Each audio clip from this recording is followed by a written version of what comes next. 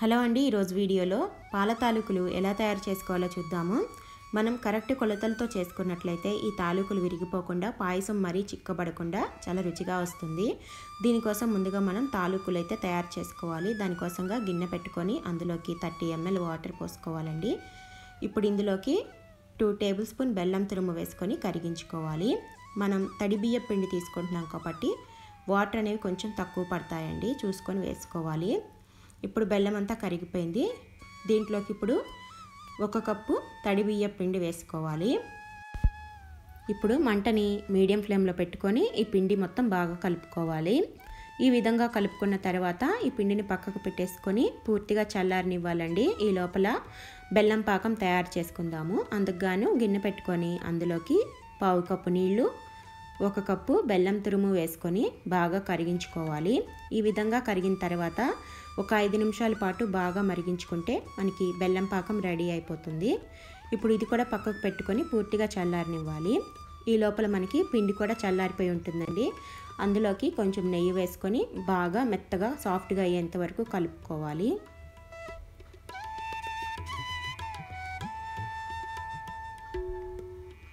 ఈ విధంగా సాఫ్ట్గా అయ్యేంత వరకు కలుపుకున్న తర్వాత ఇప్పుడు ఈ పిండితో మనం తాలూకుల కింద చేసుకోవాలండి.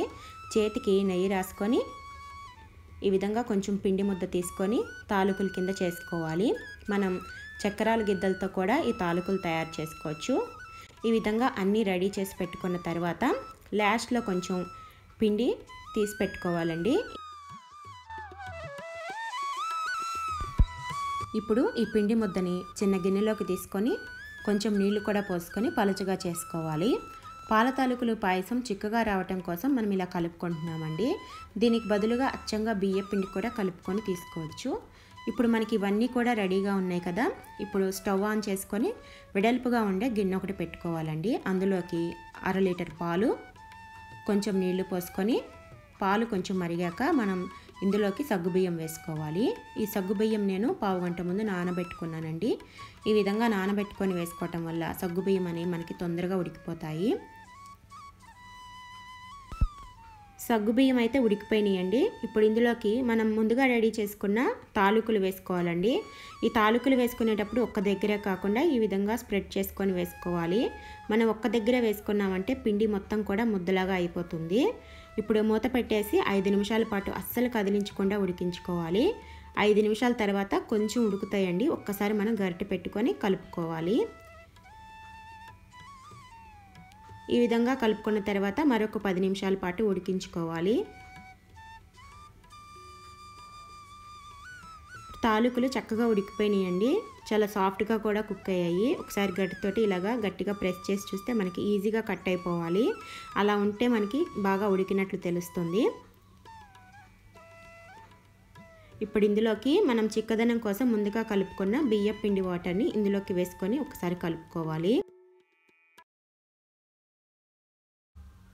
ఇప్పుడు ఫ్లేవర్ కోసం యాలకుల పొడి వేసుకుంటున్నానండి. ఒకసారి బాగా కలుపుకొని మీడియం ఫ్లేమ్లో మరొక 5 నిమిషాల పాటు ఉడికించుకుంటే మనకి ఈ పాయసం అనేది చిక్కబడిపోతుంది. తర్వాత ఇందులోకి మనం ముందుగా రెడీ చేసి పెట్టుకున్న బెల్లం పాకం వేసుకోవాలండి. ఈ బెల్లం పాకం పూర్తిగా చల్లారిన తర్వాత మాత్రమే మనం ఇందులోకి వేసుకోవాలి. కొంచెం వేడిగా ఉన్నా కూడా పాలు అనేవి విరిగిపోతాయి. ఇప్పుడు ఒకసారి బాగా కలుపుకోవాలి. వీడియోలో చూస్తున్నారు కదా, ఈ విధమైన కన్సిస్టెన్సీలో ఉంటే పాయసం చల్లారిన తర్వాత చిక్కబడుతుందండి. మనం ముందుగానే చిక్కగా తయారు చేసుకున్నామంటే చల్లారాక మరీ చిక్కగా అయిపోతుంది. తినడానికి అంత రుచిగా కూడా అనిపించదు. ఇలా ఉంటేనే టేస్ట్ అనేది బాగుంటుంది. ఇప్పుడు ఇది పక్కన పెట్టుకొని చిన్న గిన్నె పెట్టుకొని అందులోకి 2 టేబుల్ స్పూన్ నెయ్యి వేసుకోవాలండి. నెయ్యి కొద్దిగా కాగిన తర్వాత పచ్చి కొబ్బరి ముక్కలు వేసుకొని ఇవి కొంచెం దోరగా వేయించుకోవాలి. తర్వాత జీడిపప్పు, కిస్మిస్ వేసుకొని వేయించుకోవాలి. ఇప్పుడు ఇవైతే వేగిపోయినాయండి. స్టవ్ ఆఫ్ వేసుకొని వీటిని పాయసంలోకి వేసుకొని ఒక్కసారి బాగా కలుపుకుంటే ఎంతో రుచిగా ఉండే పాల తాలూకుల పాయసం అయితే రెడీ అయిపోతుంది. ఒక గిన్నెలోకి సర్వ్ చేసుకుందాము. మరి ఈ రెసిపీ మీకు నచ్చినట్లయితే ఎలా ఉందో కామెంట్ రూపంలో తెలియచేయండి. మరిన్ని మంచి రెసిపీస్ కోసం మా ఛానల్ని తప్పకుండా సబ్స్క్రైబ్ చేసుకోవటం మర్చిపోమాకండి. Thank you.